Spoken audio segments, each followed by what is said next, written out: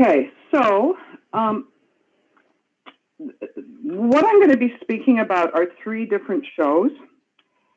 In large part, the virtual exhibition at Oeno gallery, which was still up on their website, but was on really in the last few weeks. There were 2 shows in there. There was Elegy, and there was The Extraordinary Beauty of Birds. But this is a triptych of work that I did over a period of 9 years. And I'm actually need to include Artifact to explain why Elegy and The Extraordinary Beauty of Birds exist. A lot of people will ask, where do you get your inspiration? And, you know, quite honestly, you get it from your own life. You get it from the things that are going on around you, and you get it on from things that are happening to you. And I went through sort of a turbulent time where I started to question life, death, the meaning of all of this kind of stuff, which I think as an artist is kind of, it's something that we all do on occasion, because we're looking at what life is about. I'm going to give you a tiny short history. I am a born Canadian. I was born in Vancouver. My family moved to Ontario when I was about 3 or 4. When I was about 15, my parents, my father was a New Zealander and my mother was a Scot. They decided to move to Ireland. And they were horse people. I was always brought up with horses and dogs. I always lived in the country. So I was brought up as a country girl. So we moved to Ireland. I came back at about the age, I did a year of art school. I did boarding school in Dublin. I went to art school for a year, and I decided I wanted to come back to the Toronto area. So I ended up doing photography in Sheridan College, 2-year commercial program. I never actually wanted to be a photographer, to be honest. I knew I wanted to be in the arts, but I thought I was going to end up in ceramics. And what was very odd about the whole thing was that I ended up at Sheridan College doing photography. I graduated. I still didn't want to be a photographer, but the only thing I could actually really do well was print. And I ended up getting a job with Larry Miller and Greg Lawson printing for them. And that's what started my career, more or less. I worked 20 years as a commercial photographer, but my work was never really that commercial. It was in the 80s and 90s where creativity ruled. It was a very different world in those days. And I was just at the right place at the right time, I think. So there were a lot of opportunities for what I was doing. So I worked a lot in fashion, entertainment, editorial work, design company work, things like that. But in the year 2000, I decided that it was time for me to really do my own work, because I had been doing both all at the same time. I'd had this career doing work for others, but I was always showing and doing my own stuff. So my career has been quite checkerboard. But my voice has always been important in photography. I mean, that is how I get my ideas across. It is really important to me, photography, the art of photography. So here we go. We're going to talk about Elegy, The Extraordinary Beauty of Birds, and Artifact. The following 3 bodies of work are each interconnected. And I'm trying to explain the inspiration for my work with birds primarily. But 2 of the bodies of work exist because of the Royal Ontario Museum's invitation to work in their collection.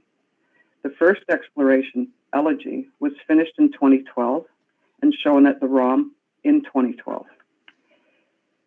The second body of work is The Extraordinary Beauty of Birds.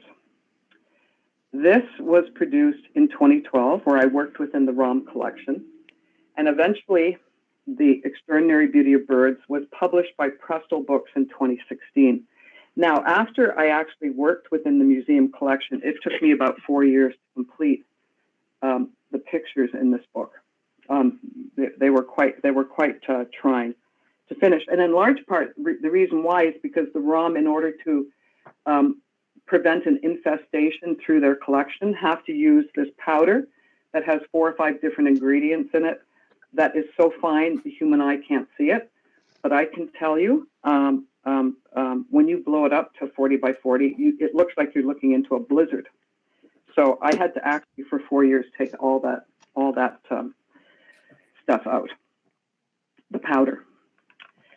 Okay, the third exploration was artifact. And this work I actually started in 2009. This was the first body of work I shot. But I didn't complete it till 2016 after finishing Elegy and The Extraordinary Beauty of Birds. Artifact was exhibited at the Gardner Museum in 2017. The backstory to these 3 explorations was my relationship with a horse called Mao. And Mao taught me profound lessons about life and about my work. So we're going to begin with Elegy. And basically, Elegy is about life. It's about transience, its fragility, and its persistence. In 2012, we suffered the Gulf oil spill, and the Gulf oil spill spewed thousands of gallons of water into the Gulf of Mexico. I was really horrified watching this because I started to think about all the animals and the birds that were in the area as the photographs of the oiled pelicans became the face of the disaster. So I started to ponder what this all meant for the animals in the system.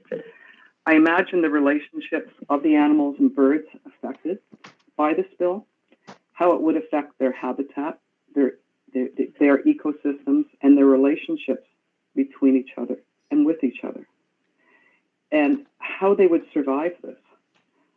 I tried to actually go to the Gulf Coast to photograph the birds, and I was told by activist friends who were in the area at the time that it was impossible.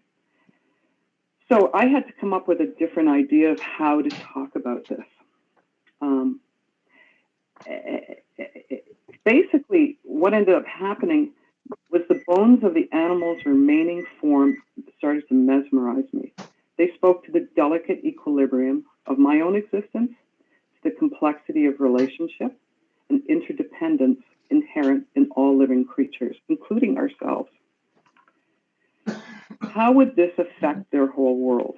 How would it affect our world?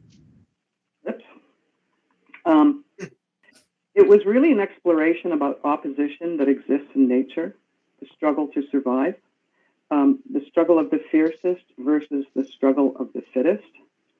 I came to admire the incredible beauty of evolution in this exploration.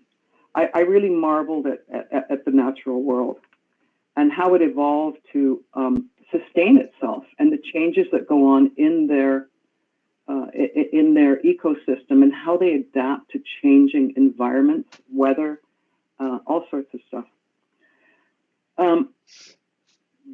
This is a horn I found. Okay, so let me just go back just a touch.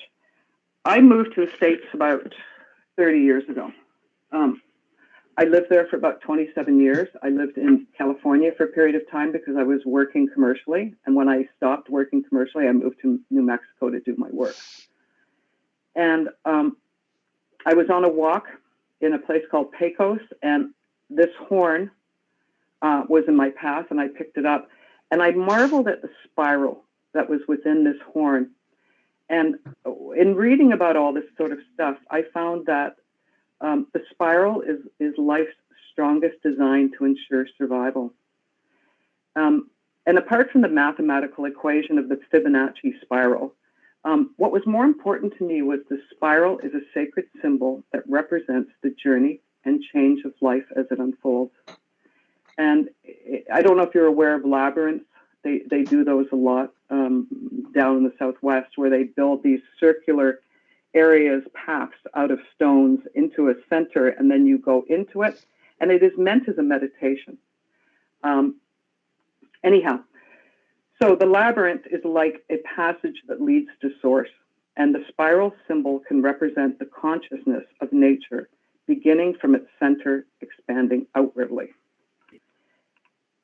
The intrinsic beauty of a shell and this is an armadillo shell, against predators or the elements. And in so many ways, humanity does the same thing differently. So we are no different when it comes to basic needs. I found that the skeleton, this is a Tego lizard. I found that the skeleton, the last remainder of a life, still retained the energy of that particular animal. And I found that over and over again, dealing with skeletons of animals. I found that its life's animation was still present in its bones. Sorry, hang on, I just have to move my stuff around here.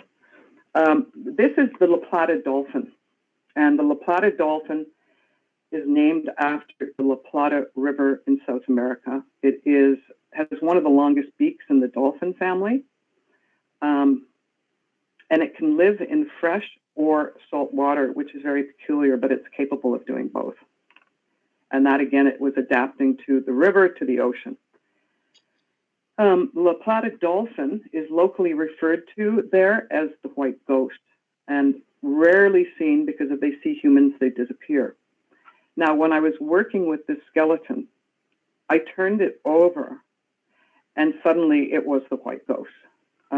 It was quite something to experience that, so I photographed it, and this is why I photographed this particular dolphin this way. But this is a skull. This is the underneath of the skull. I really became very interested in how function has evolved skeletal anatomy.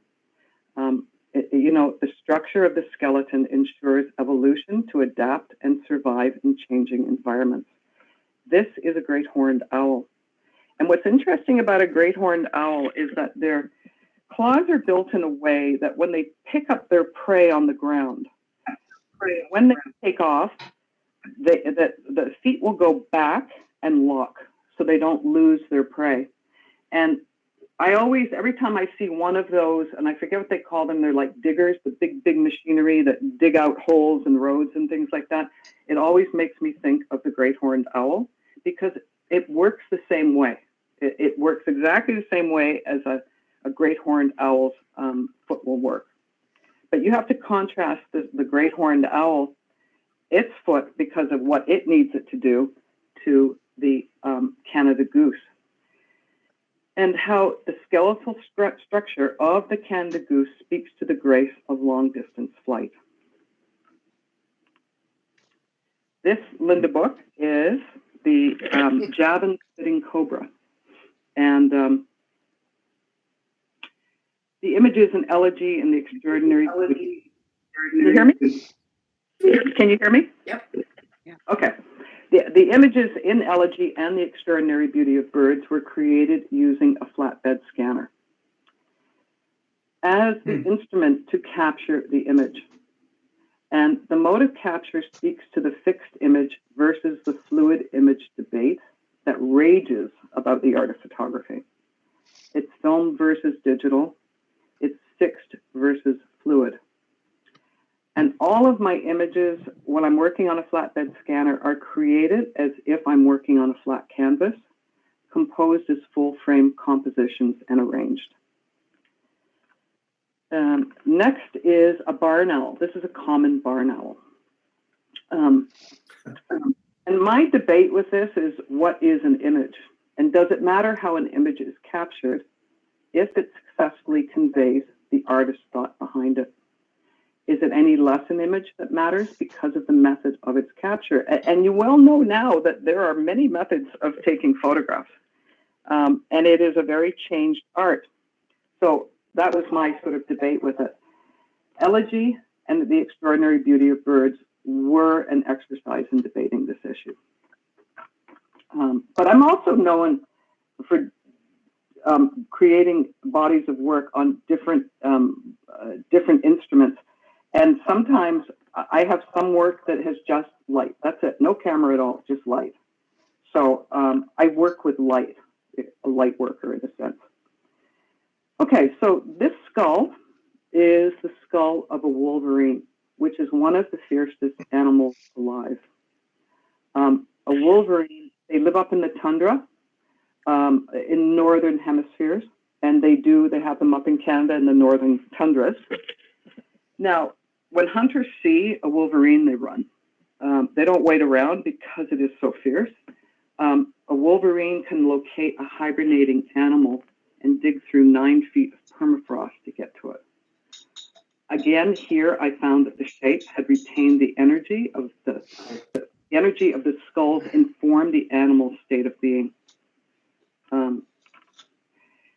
Okay, so in Elegy, I'm also talking about life, but I'm talking about death too. And I've spent a lot of time in Mexico, and I've always been fascinated by the celebration of the Day of the Dead. This is a common celebration around the world in ancient cultures. It is a celebration of, basically, they mostly will use brightly colored skeletal figures and decorated sugar skulls to celebrate the life of loved ones and to honor the soul's eternal journey. On the flip side, our culture presents death as loss and darkness. This was a series that spoke to the Day of the Dead celebration. And this is a little solitaire, which is a bird from South America. And this is a series of 4 or 8 that actually hang in a row. And to me, it was about whimsy. But it spoke to the Day of the Dead as seen. Oops, here we go. Sorry, I got to move my screen again. Yeah, spoke to the Day of the Dead. Okay. This is an avian embryo. And the cycle of life is a continuum. This photograph here speaks to the frailty of life and its persistence to evolve and adapt to ensure survival. But it's about the same things in photography, and this was my point. We each have a voice. Activism is many things to many people. In my case, my voice is my work. And I choose, because I continue on with it, to reveal the beauty inherent in the natural world. We are custodians of the planet, and we have been given the gift to preserve the beauty of life that exists around us. It's much like museum collections enable us to preserve all that has existed before us and beyond us. And we are the future shapeshifters of our Earth, which takes us to the extraordinary beauty of birds. And this is a black sicklebill. The point I want to bring up here is that there is a Russian literary theorist called Victor Shklovsky. He coined a term called defamiliarization.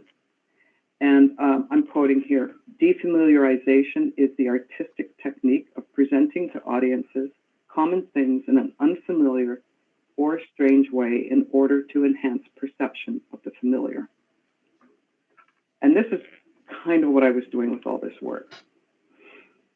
Defamiliarization is a crucial concept in the conception of art.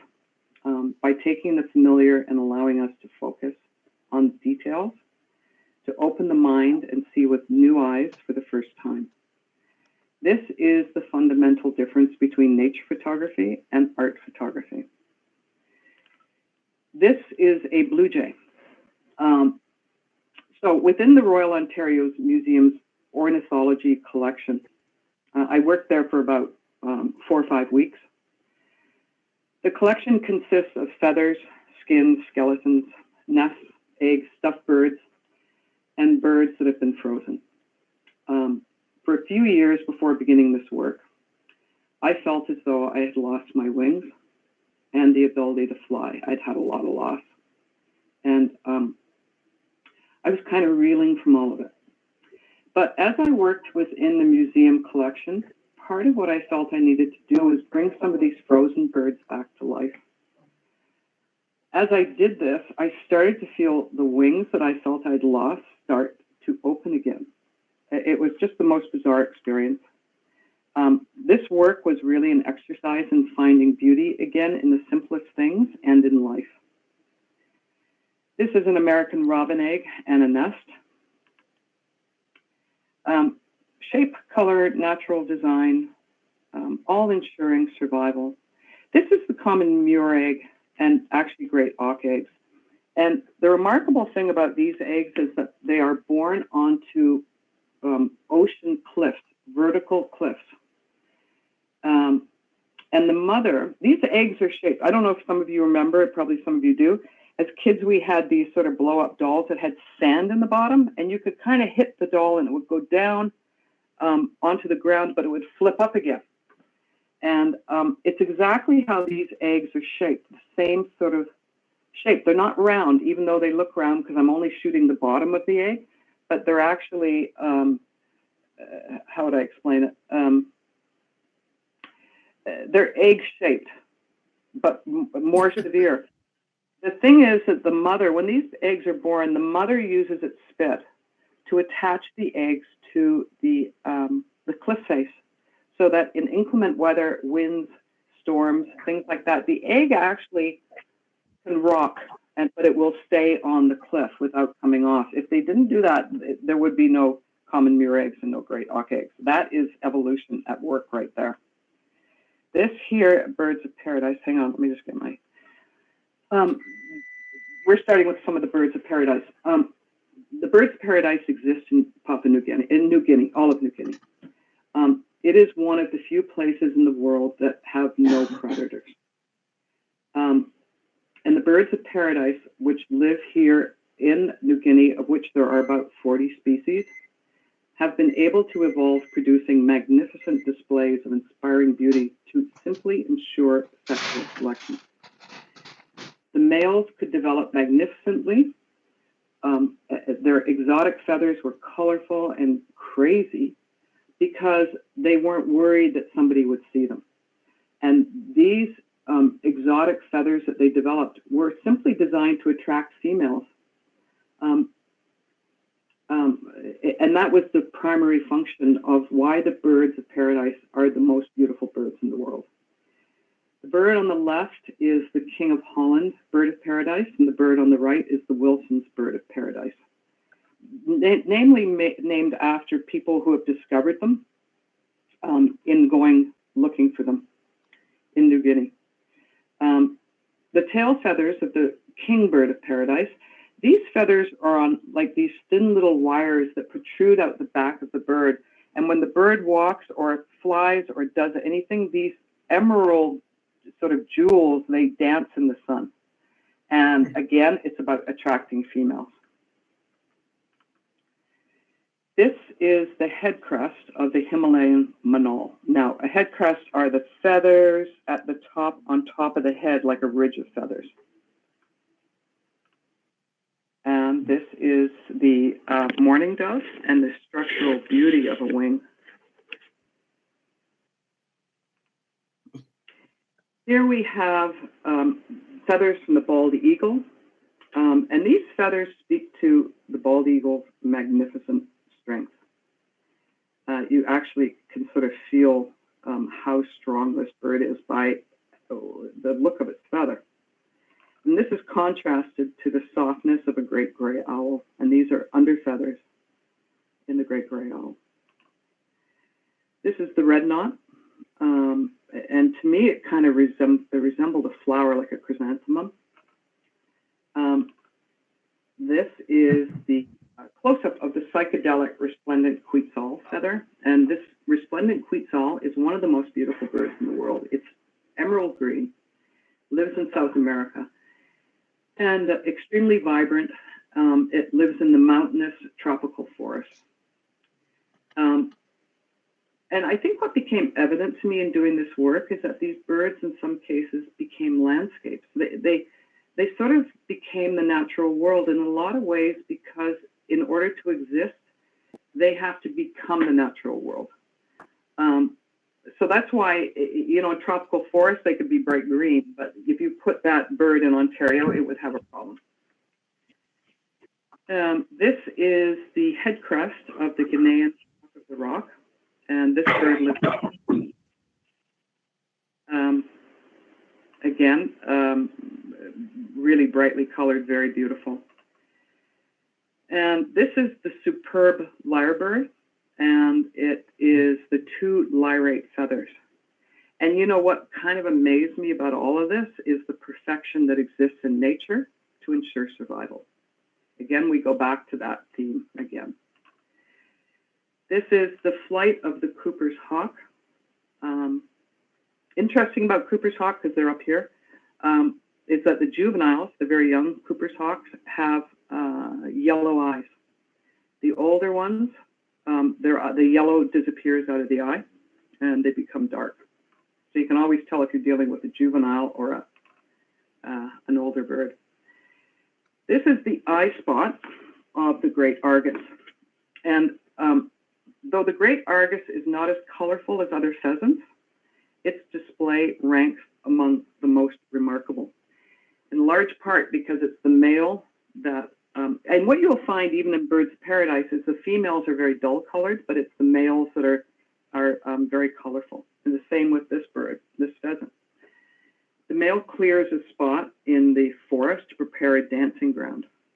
And he announces himself with loud calls to attract the female. So the female comes out, and then he dances before her with his wings spread into two enormous fans, revealing hundreds of eyes, hundreds of these eyes on all the feathers. And it's quite remarkable to see it, while his real eyes are hidden so he can watch the female. This is an osprey eye, very intense. And an osprey is a raptor. And the osprey has excellent eyesight, several times more acute than that of a human. It's really why when its eyes face forward, it provides excellent depth perception. So it is key in finding prey fish in water.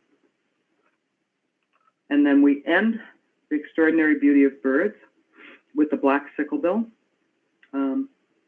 These photographs of feathers and nests and eggs and birds are a soaring conclusion to a meditation on what it meant to be alive, following exploration of the meaning of death and its inevitable place in life.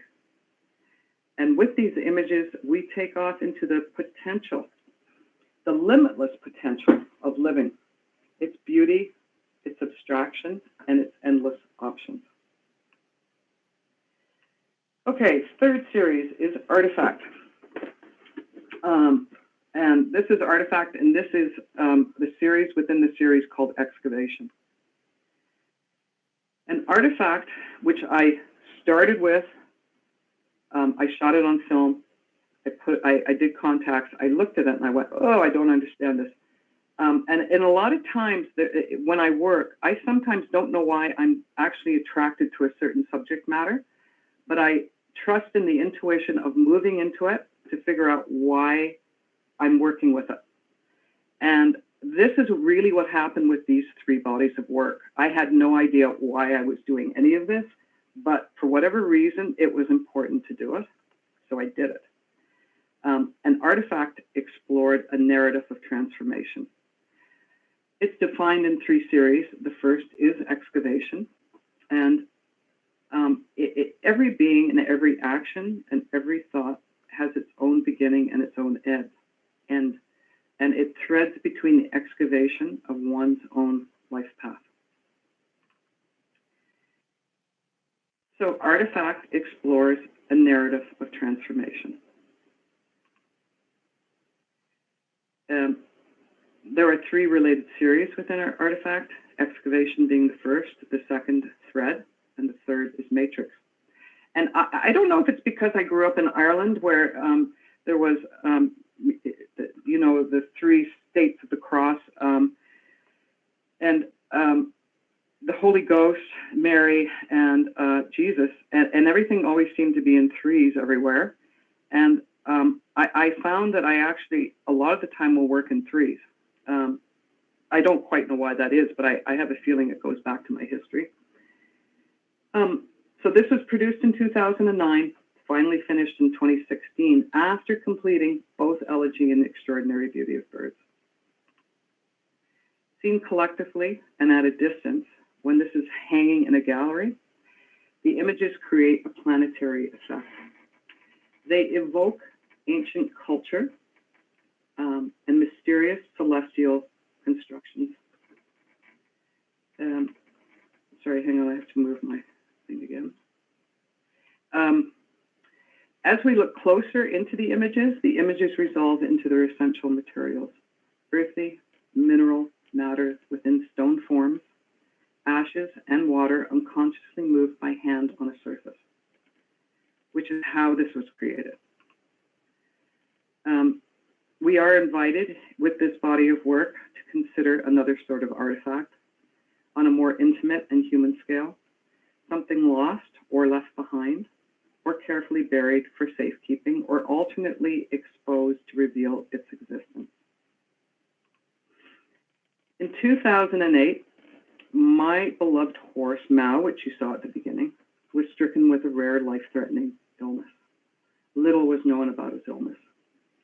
For a year, he required constant care, 24 hours a day, 7 days a week to try to save him. In my efforts to cope during this, I used to walk to quiet places, and I always seemed to return home with a stone. Look, it's really hard to talk about this all the time. Every time I do it, it's hard to talk about it. When Mao succumbed to his illness, all I was left with were his ashes and an inexplicable collection of stones in my house to try to make sense of our lost connection. This is the second series within Artifact called Thread. In photographing the two elements, thread with the stones, and actually all these are my horse's ashes, the resulting images unearthed a vast constellation of celestial bodies and echoed ancient cultures present in an infinite swirl of dust. The addition of black thread in this series spoke to the connection to our past and to our future, and the connection that I had with him. When I processed the film and viewed the context, I realized what had attracted me all this time to picking up all those stones.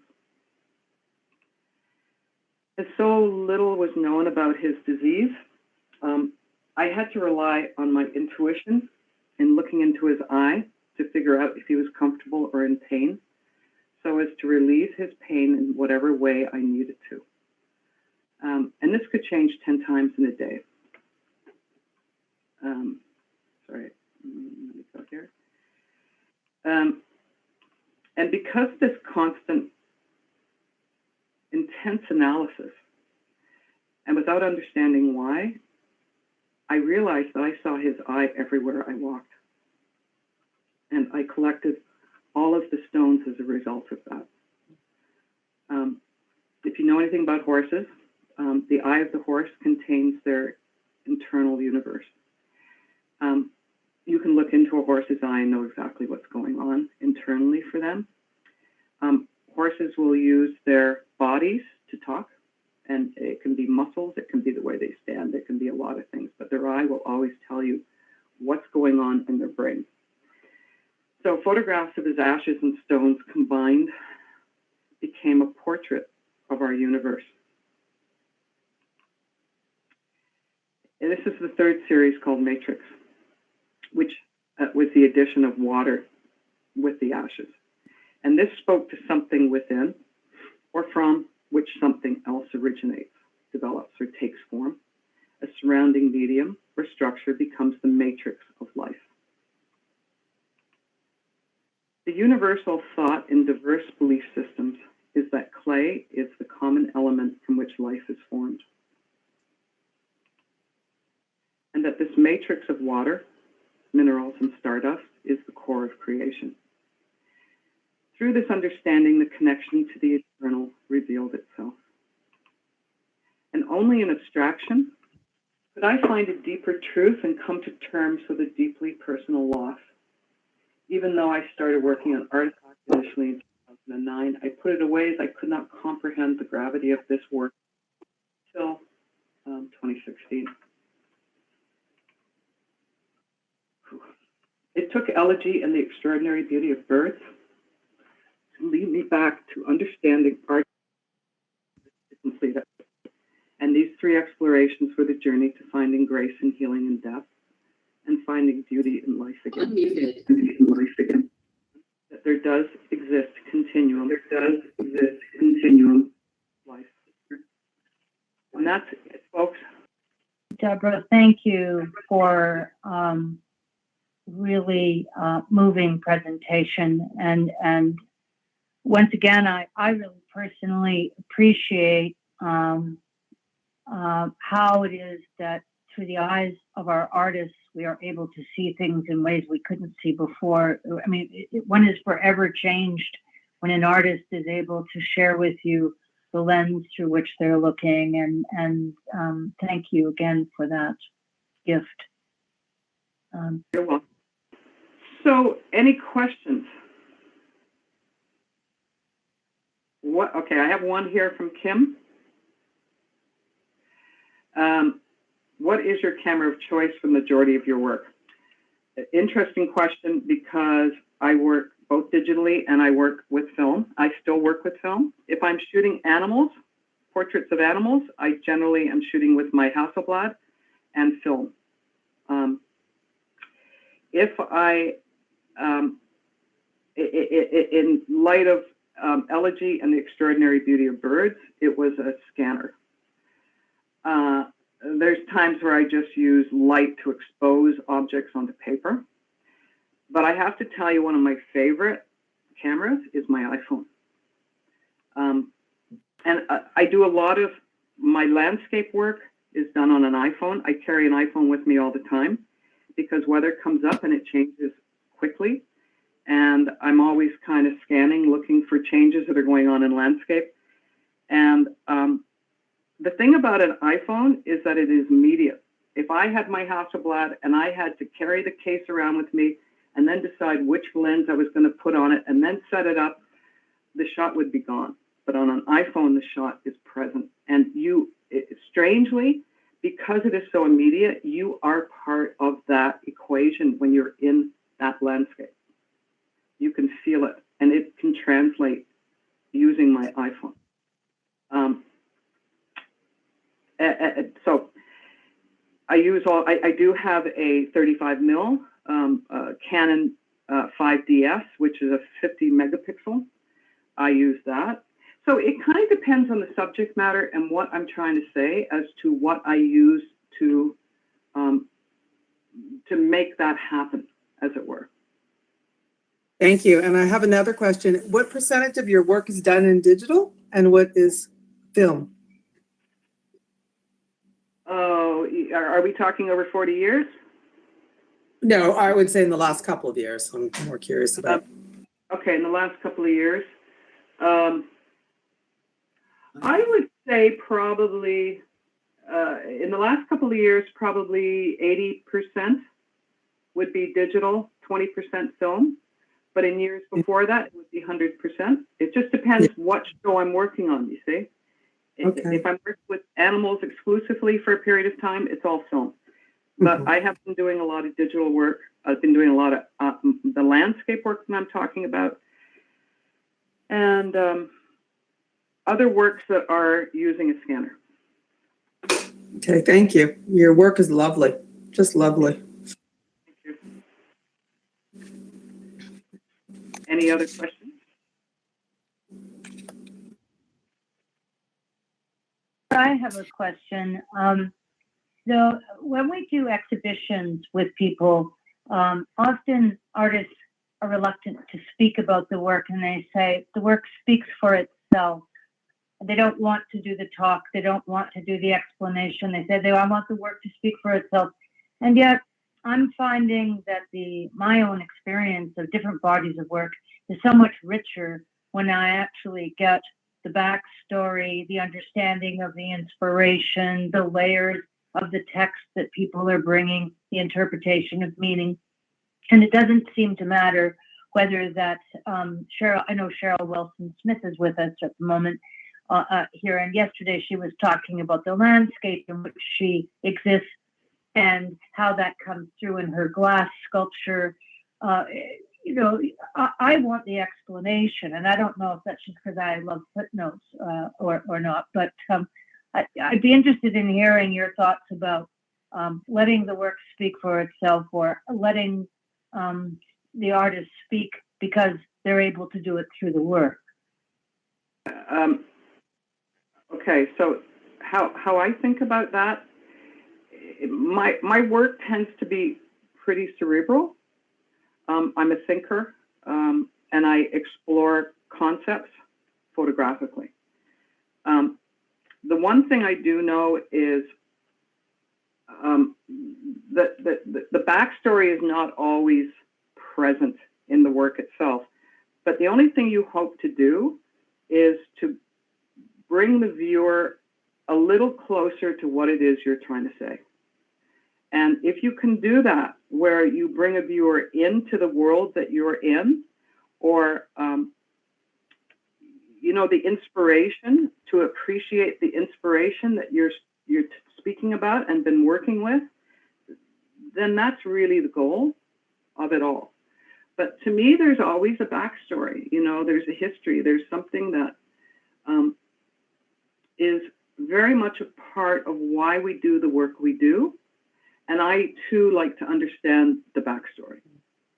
But I'm pretty cerebral, so it's not, it's deeper work in a sense that has a backstory. So I do tend to talk about it because of that. Thank you. I like your comment about backstory, Deborah, because I've always felt that art is always a very visual experience, and it's a very individual experience, and it's my experience of someone else's experience. And when I can talk with my friends, or I can talk with the artist, then the story gets broader and broader. And as it gets broader, it gets more poetic or more lyrical, or it suddenly becomes something it wasn't. And that's, I think, why looking at art is always so very important, because it expands us. And if we don't talk about it, we just take our own ideas about it, then we still are just living in our own head. And you are the most poetic and romantic artist I've ever known. And I have to tell you, whether it's snakes or dogs or horses or stones or water or a lake, you bring an element of poetic largeness to it that allows us to roam around inside your work as privileged guests. Thank you. And here's the thing, and as you well know, Linda, I would define myself as a portrait photographer. And people always wonder, because I've had such a varied career, what are you? And to me, I'm a portrait photographer, and it doesn't matter if I'm taking a picture of a person or a dog or a horse or a stone or a flower. It's about capturing the essence that is inherent in anything that's in front of my camera. Is what is the essence of something. And really, the essence is what life is all about. It's what makes us different. And you're right, it's about bringing people in so they feel that essence, and takes them a little further than they thought they could go. That's when art is successful to me. Well, I like that you call all of your work portraits, because they are portraits. They really are. And it's an expanded version of that word portrait, because I think when we think of portraits, we think of people, heads together, all that kind of stuff.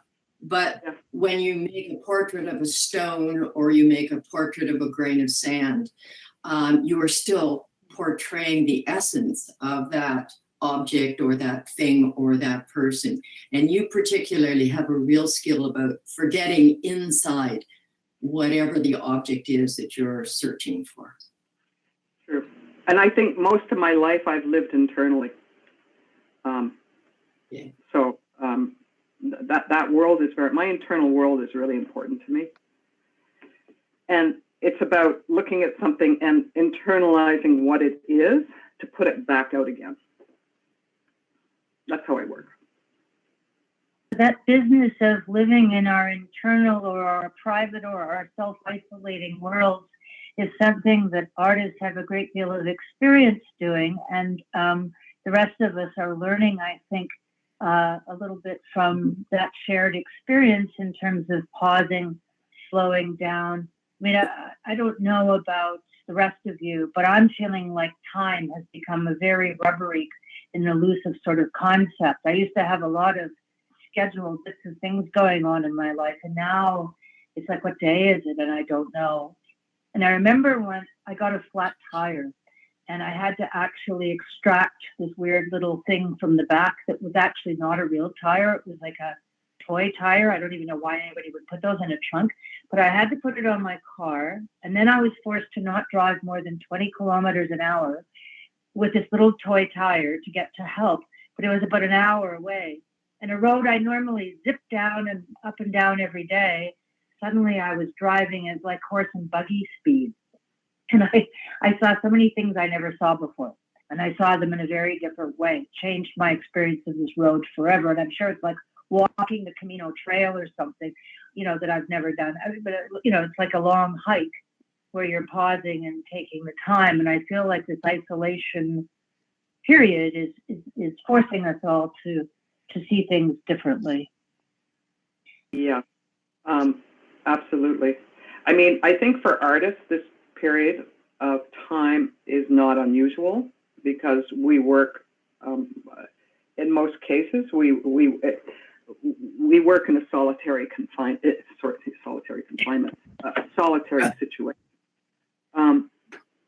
But I must say that, you see, I'm acutely aware of the world around me a lot, but I make it a point to see stuff. And you see, I think that what I do is point this out to people in a way that people haven't seen it the same way.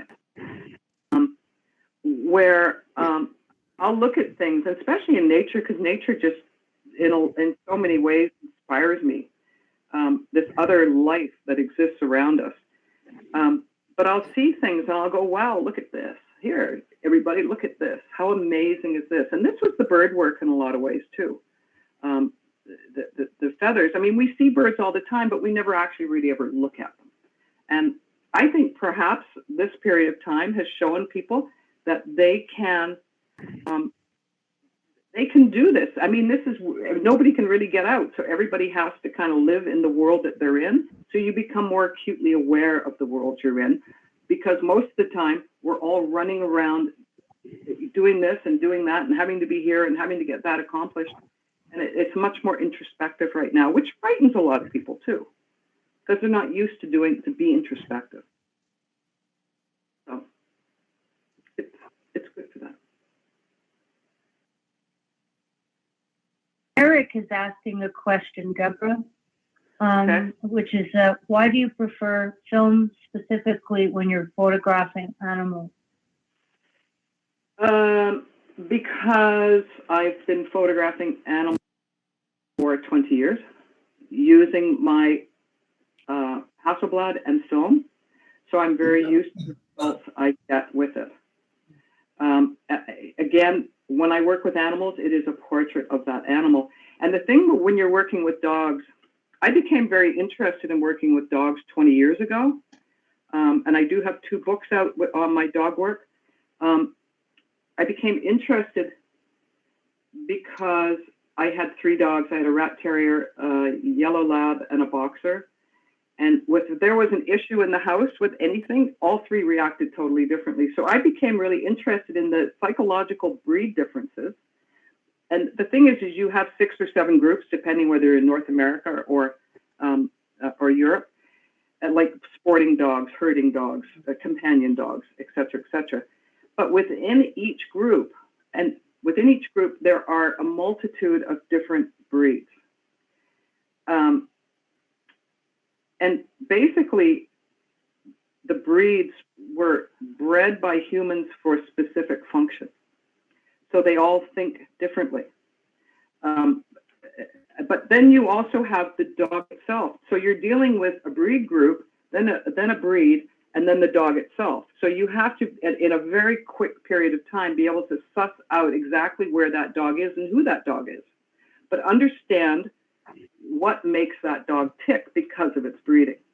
So if I'm shooting like a greyhound, any kind of a hound, like a whippet greyhound, Italian greyhound, they do not react to food. They're not interested in food. They're only interested in cat lures. This is how crazy it all is. Jack They're only Russell, interested in what, Deborah? cat lures, like a cat lure. You know why you have a feather at the end of a pole? Oh, They love cat. You'll get their attention with cat lures. With terriers, the only way to get their attention to stop them in their tracks is to act crazier than they're acting. So if you're jumping around, they stop because they go, "Wow, you're crazier than I am." So if you understand all this, you can actually deal with the breeds, the breed groups, the breeds, and then the individual dog. So sorry, I veered off there, but I use film on dogs and horses. Fair enough. Deborah, a number of people are being complimentary here on the side with several adjectives you may want to read for yourself, including comparing you to the work of Georgia O'Keefe. And there's no question I see some echoes there for sure. I lived in New Mexico for nearly 15 years. Walking across a field, you are going to see skulls and skeletons. Not something you see here, but there, everywhere is covered in them. So it is a very different world. It is in a lot of ways, it is a harsh world. It's not like worlds where you have this sort of verdant green and meadows and rivers. It isn't. Everything is prickly. Sand, rocks. So in a way, it's the environment that starts to influence how you see things. Georgia O'Keefe, her work is remarkable, but I understood her work. And I also understood with her, I lived on a ranch, a 1,000-acre ranch, where I helped look after about 26 Spanish Mustangs. And you learn to understand what it is to be truly alone when you live in that kind of an atmosphere. And I know Georgia O'Keefe she lived in Abiquiu, which is outside Santa Fe. I was outside Santa Fe, but the other direction. And she lived in Ghost Ranch in the summers, and she took walks all the time. So I totally understand her work, in respect to skeletons and stuff like that. So yeah, I mean, if you want to compare me to that work with Elegy, that's fine. But I think we were both in the same environment, both women, both in solitary environments. And I think that's what comes up is what you see. Deborah, could I please, on behalf of us all, say a very big thank you for a wonderful hour. And thank you so much for sharing with us. Really, I'm grateful. Thank you, Deborah. It was wonderful. Thank you. Thank you, everyone. Mhm.